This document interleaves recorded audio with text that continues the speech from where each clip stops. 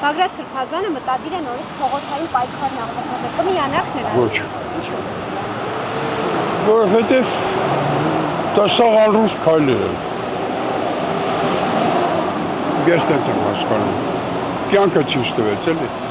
Ես չէ Քուրի ջան, ես հավատքի մարդ եմ։ 30 տարվա հավատացյալ եմ ու ամեն օր իմ աղոթքը մեր հայրենիքի համար, մեր ազգի իշխանավորների, բոլոր իմ ազգի համար։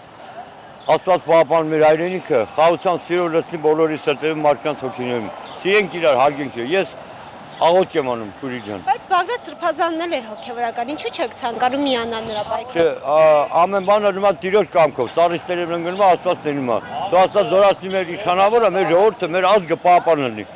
Ողջ աշխարհը պահպանելի, խաղաղություն աշխարհին, խաղաղություն ձեզի բոլորից։ Ես կարծում եմ ամեն մարդ պետք է իր սրտի մեջ ապաշխարի դարձի գա նախ առաջերտին եւ վարվի Աստծո կամքով։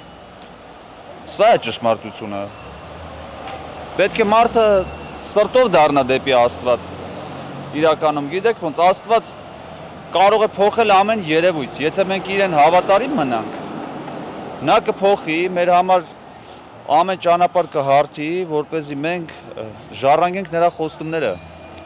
Այսինքն բազմաթիվ խոստումներ ունի մեր ազգի համար Աստված,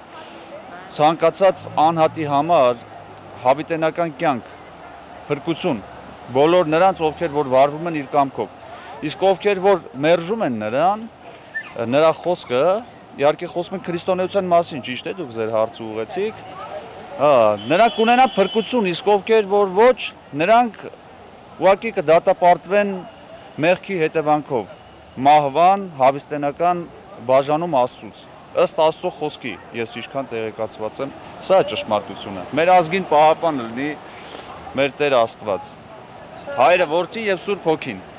Կմիանամ, բայց հույս չունեմ։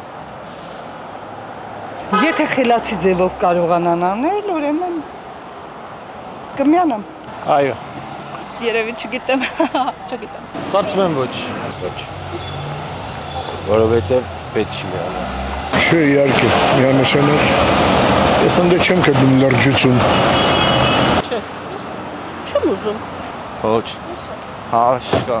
զզվել են։